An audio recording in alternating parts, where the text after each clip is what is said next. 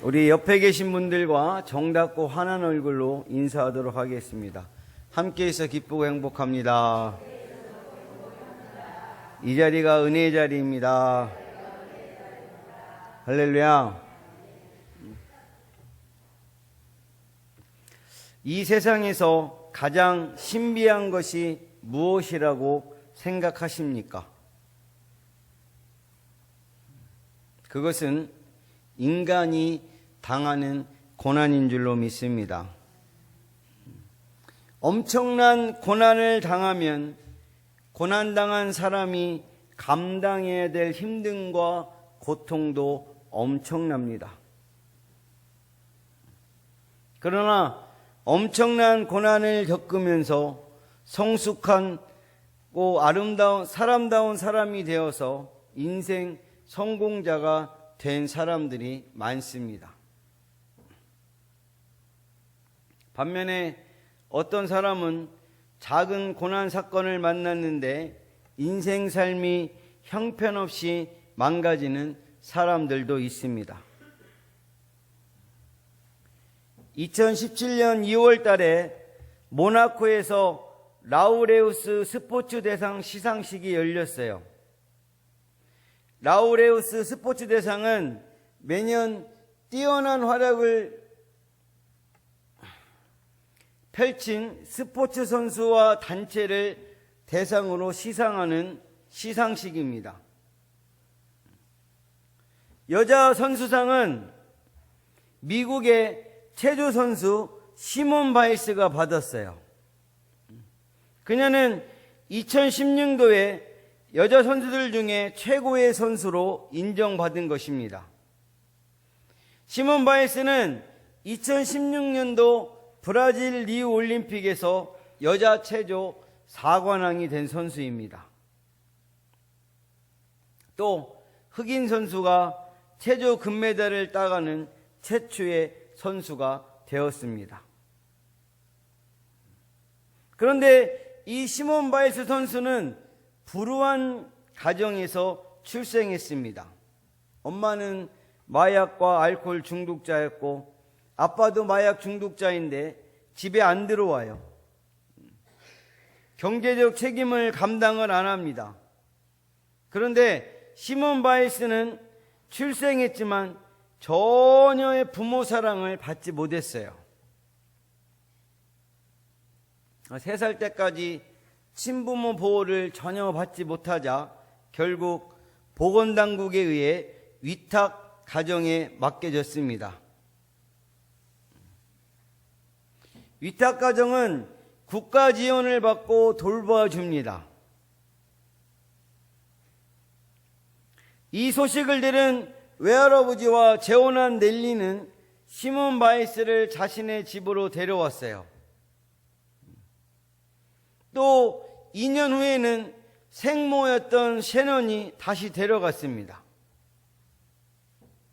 이 와중에 친모가 동생 아드리아를 낳았어요. 역시 친모는 시몬 바일스와 아드리아를 전혀 여전히 돌보지 못했습니다. 그래서 시몬 바일스가 6살 때 동생 아드리아가 14개월이 되었을 때 둘 다 입양을 보내게 되었어요. 입양을 보낸다는 소식을 들은 외할아버지와 재혼한 넬리 외할머니가 입양을 했습니다. 그래서 외할머니가 새엄마가 되어서 시몬 바일스를 양육했어요. 시몬 바일스는 외할머니가 친모를 알기 전까지 친엄마인 줄 알고 성장하였다라는 것입니다. 그래서 유치원 시절에 체조를 배우기 시작하여서 16세인 2013년부터 세계 선수권 대회에서 개인 종합 우승을 차지하고 2014년, 2015년 세계 선수권 대회를 잇따라 제패한 후에 2016년 리우 올림픽에서 4관왕이 되어서 세계적인 체조 선수로 우뚝 섰습니다. 엄청난 훈련을 잘 감당하고 세계적인 체조 선수로 사관왕이 될 수 있었던 것은 3살 때 위탁 가정을 전전하면서 갖게 된 상처와 생모와 입양 엄마를 갖는 과정에서 생긴 아픔들, 부모님의 방치로 인한 많은 상처와 외로움과 힘듦의 고통들, 또 남들보다 많은 상처를 겪고 아픔을 겪고 교통을 겪으면서 생겨진 인생 깡다구가 있었습니다. 보통 사람들이 겪지 않은 많은 고통 사건들이 시몬 바일스가 세계적인 체조 여왕 되는데 큰 역할을 감당한 줄로 믿습니다. 그래서 하나님은 하나님 자녀들을 축복 통로와 능력자로 사용하실 때 하나님은 철저하게 하나님 자녀들을 훈련하신 후에 연단하신 후에 사용하는 줄로 믿습니다. 훈련과 연단을 받지 않으면 주신 사명을 바로 감당할 수가 없습니다. 뿐만 아니라 받은 축복들과 능력들을 바르게 사용하지도 못하고 관리하지도 못합니다. 그래서 오늘은 고난의 신비란 제목으로 고난이 가져다 주는 축복을 알아보면서 은혜를 나누도록 하겠습니다.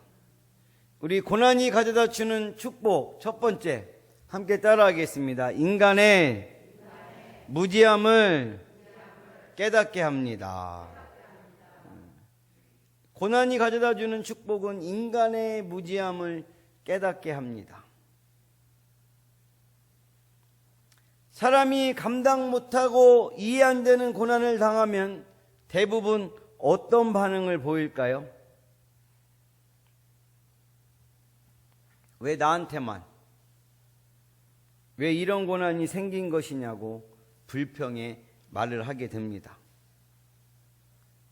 힘든 환경과 힘든 일들이 계속되면은 하나님 원망하죠. 부모 원망하죠. 배우자 원망하죠. 세상을 원망하게 됩니다. 술, 담배를 통해 고난 화풀이를 하기도 합니다.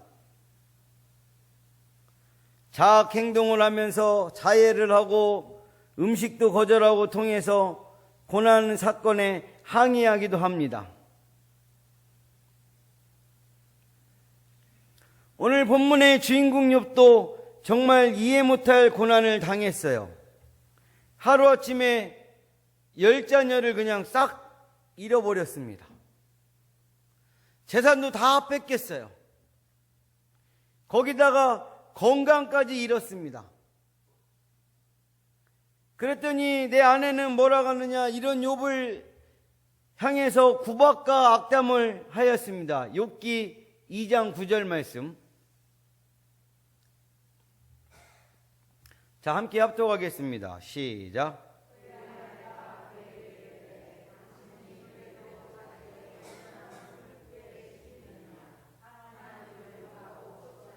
아멘. 욥의 불행 소식을 듣고 찾아온 친구들은 욥을 알아보는데 어려웠습니다. 욥기 2장 12절 말씀이에요. 눈을 들어 멀리 보매 그가 욥인 줄 알기 어렵게 되었으므로 그들이 일제히 소리질러 울며 각각 자기의 겉옷을 찢고 하늘을 향하여 티끌을 날려 자기 머리에 뿌리고. 친구들은 욥의 고통의 심함을 보고 밤낮 7일 동안 땅에 함께 앉아있으나 욥에게 한마디 말도 못했어요. 우리 욥기 2장 13절 말씀입니다. 우리 함께 합독하겠습니다. 시작. 욥의 고통이 심함을 보므로 그에게 아멘.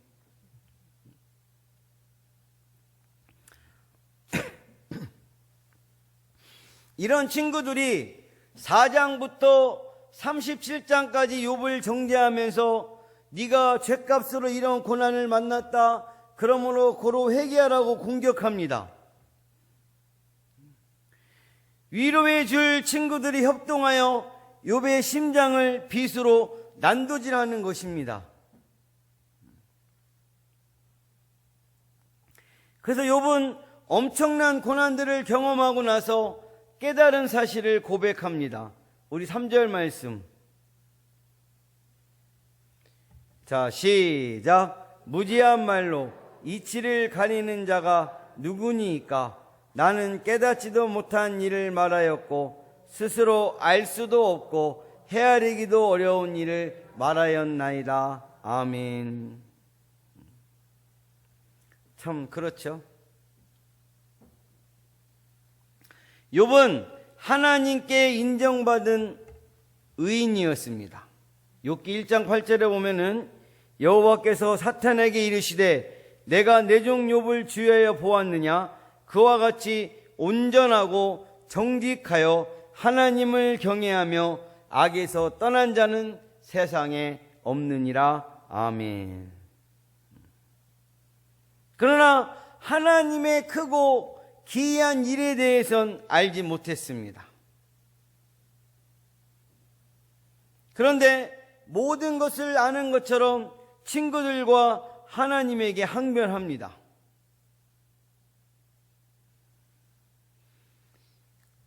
욥은 엄청난 고난을 겪은 후에 본인의 무지함을 깨달았습니다. 자신에 대해 주제 파악을 하자 3절을 고백한 것입니다. 무지한 말로 이치를 가리는 자가 누구니까? 나는 깨닫지도 못한 일을 말하였고 스스로 알 수도 없고 헤아리기도 어려운 일을 말하였나이다. 아멘.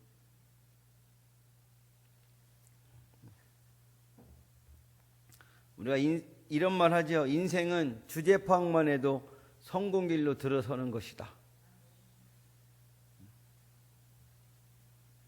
이 주제 파악을 못하고 어리석고 헛되게 사는 사람들이 정말로 많이 있습니다.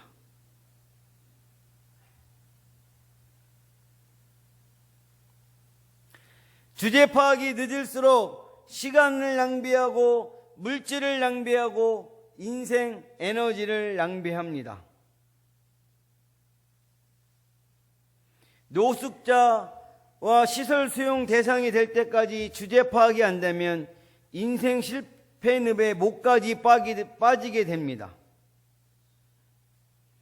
인생 실패 늪에서 벗어나려고 해도 때는 늦게 됩니다.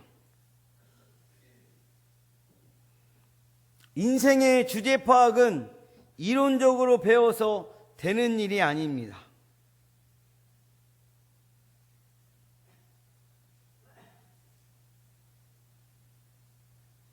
고난 터널을 통과하면서 인생의 쓴맛과 고통맛을 보면서 배워지는 줄로 믿습니다.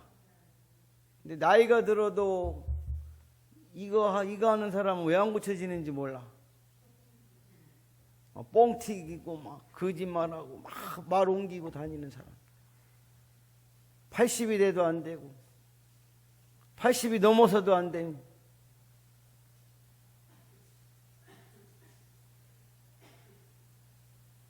여러분, 하나님이 이거 말해서 거짓말하는 죄를 우상숭배랑 같이 취급하십니다.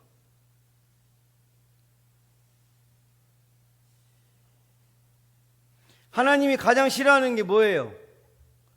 우상숭배입니다.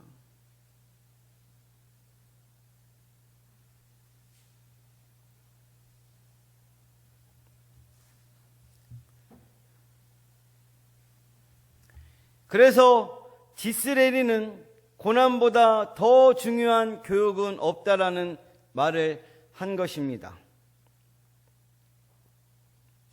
그러므로 사랑하는 포가족 모든 분들은 고난이 찾아올 때 인간의 무지함을 깨닫는 분들이 되시길 예수님의 이름으로 간절히 축복합니다. 우리 고난이 가져다 주는 축복 두 번째, 함께 따라하겠습니다. 귀로 듣던 하나님을 눈으로 보게 됩니다. 욥은 하나님 아버지에 대해서 항상 귀로 듣고 살았어요. 하나님은 전지전능하시고, 하나님은 사랑이시고, 하나님은 자비이시고, 수없이 들었습니다. 이런 욥이 자녀를 잃고, 재물을 잃고, 건강을 잃고, 아내를 잃고, 또 친구들의 고난을 경험한 후에는, 친구들 때문에 고난을 경험한 후에는 귀로 듣던 하나님을 눈으로 친히 보게 되었습니다. 우리 5절 말씀. 자, 시작. 귀로 듣기만 하였사오나 이제는 눈으로 주를 배옵나이다. 아멘. 하나님을 눈으로 친히 보게 되었다라는 말은 욥의 영안이 열렸다는 말입니다. 영안이 열리면 어떤 일이 생길까요? 환상을 보게 되고, 투시의 능력이 있고, 예언의 능력을 갖게 되고, 이런 능력을 갖고 힘 있는 사역을 감당하게 될까요?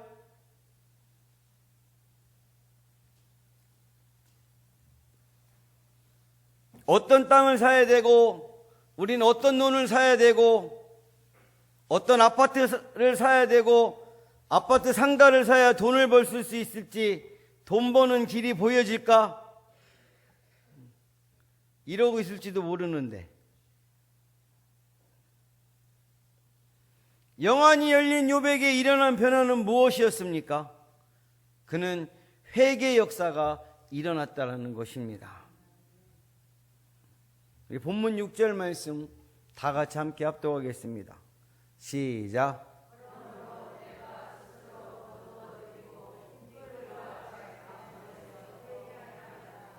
아멘.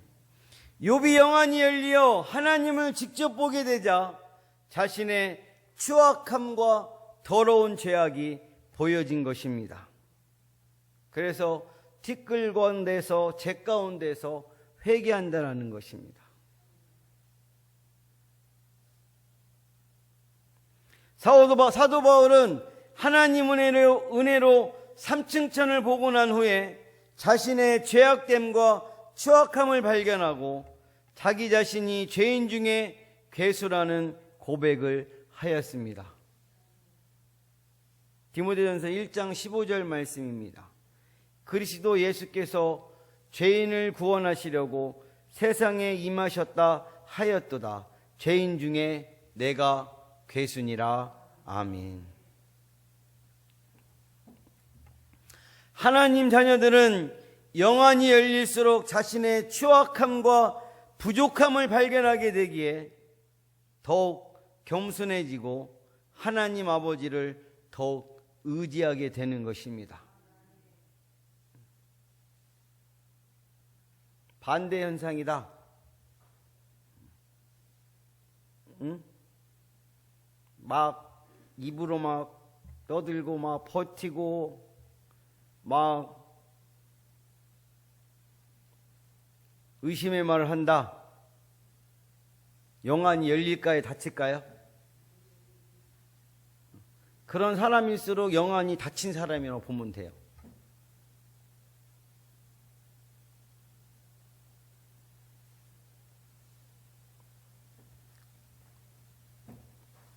이런 영적 성숙감을 갖추게 되면 받은 축복과 받은 은사와 능력을 잘 관리하고 더 큰 축복과 은사와 능력을 받게 될 줄로 믿습니다.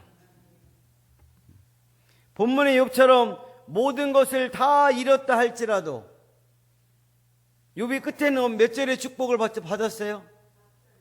갑절에 갑절이 2배라고 생각해서 얼마 안 된다 라고 생각하시는 분이 있을 건데, 욥이 원래 있던 그 지역에서 어떤 부자였어요?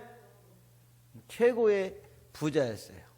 그런 갖고 있던 그 양보다 몇 배?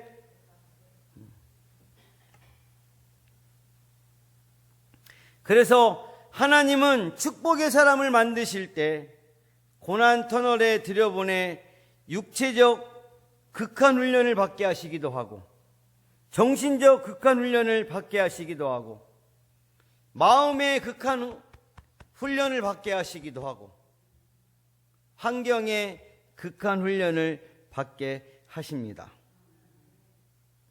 그러므로 우리는 이해 못할 고난과 힘든 고난을 만나면 절대 원망하고 불평하는 인생이 되지 말고, 고난을 통해 주시는 하나님의 은혜와 축복이 있음을 아는 가족분들이 되었으면 좋겠습니다. 성경의 위대한 사람들의 공통점은 다 모두 고난 터널을 통과한 사람들입니다. 요셉, 아버지 야곱은 부자였고 아버지 사랑을 독차지해서 채색 옷을 입고 다녔어요. 이런 요셉을 종살이, 감옥살이 터널을 통과하게 하셨습니다. 그리고 극한 배고픔과 매맞음과 짓밟힘을 통해 고자질과 허풍기질을 뽑아주셨습니다. 하나님 경외신앙 때문에 주인마님의 성적 유혹을 거절했는데 주인마님의 거짓말과 모함으로 억울한 옥살이를 하게 되었어요. 억울한 눈물 고통을 경험하게 하신 것입니다. 그 결과 요셉은 엄청난 성숙함의 은혜를 받게 되었어요. 애굽 총리가 된 요셉은 종살이 가운데, 감옥살이 가운데 역사하신 하나님을 영적 눈이 열려서 보고 살 수가 있었습니다. 그래서 변함없이 하나님을 의지하고 말씀 순종의 삶을 살 수 있었는 줄로 믿습니다. 그러므로 사랑하는 음포가족 모든 분들은 고난에 찾아올 때 영적 눈이 열리는 분들이 다 되시길 예수님의 이름으로 간절히 축복합니다. 고난이 가져다주는 축복 세 번째, 함께 따라하겠습니다. 순금 같은 믿음을 갖게 됩니다. 고난 터널을 통과할 때는 힘들고 고통의 눈물을 흘려야 되지만 고난을 통해 신앙 단련을 받으면 순금 같은 믿음을 소유하게 될 줄로 믿습니다. 욥기 23장 10절 말씀입니다. 자, 시작. 그러나 내가 가는 길을 그가 아시나니 그가 나를 단련하신 후에는 내가 순금같이 되어 나오리라. 아멘. 인도 선교지에서 있었던 일입니다. 신앙생활을 시작한 지 얼마 안 되는 여인이 중병에 걸린 외아들병을 고쳐달라고 선교사에게 기도 요청을 하는 것입니다. 선교사는 시간을 정해놓고 아들병을 낫기 위해 기도하겠다고 그런 약속을 했습니다. 그러자 이 여인은 감사한 마음으로 약속을 하는데, 만약 제 아들병이 나오면 가장 귀한 보석 반지를 바친다라는 것입니다. 선교사는 정해진 시간마다 아들 병치료를 위해 간절히 기도했습니다. 몇 달 후 이 여인이 다시 선교사를 찾아와 소중히 여기는 보석 반지를 내놓는 것입니다. 선교사는 보석 반지를 하나님께 내놓는 것을 보고 반가운 마음으로 말했습니다. 드디어 아들이 나왔군요. 그러자 여인이 대답은 뭐겠어요? 아니에요. 아들은 죽었습니다. 선교사는 의아해서 물었어요. 아니, 그런데 왜 이 반지를 하나님께 드리는 겁니까? 그 여인은 눈물을 주르륵 흘리면서 말했습니다. 큰 은혜가 있었기 때문입니다. 이 아들이 방탕아이여서 그동안 부모 속을 엄청 많이 썩였어요. 그러다 갑자기 중병에 들었어요. 그래서 저는 그저 아들 그 병 낫기만을 위해서 기도했는데, 그런데 아들이 병들면서 예수님을 믿었고 회개하고 착한 아들이 되어 결국 구원받고 세상을 떠났습니다. 그래서 감사함 때문에 보석 반지를 바친다라는 것입니다. 이것이 바로 고난이 가져다주는 축복인 줄로 믿습니다. 아들은 중병과 죽은 고난 때문에 아들은 구원받고 어머니는 순금 믿음을 갖게 된 줄로 믿습니다. 그러므로 사랑하는 음포가족 모든 분들은 고난이 찾아올 때 순금 믿음을 갖는 분들이 되시길 예수님의 이름으로 간절히 축복합니다. 고난이 가져다주는 최고의 축복도 받게 됩니다. 그게 뭐냐? 곧 순종 믿음을 갖게 된다라는 것입니다. 시편 119편 67편 말씀, 자 시작.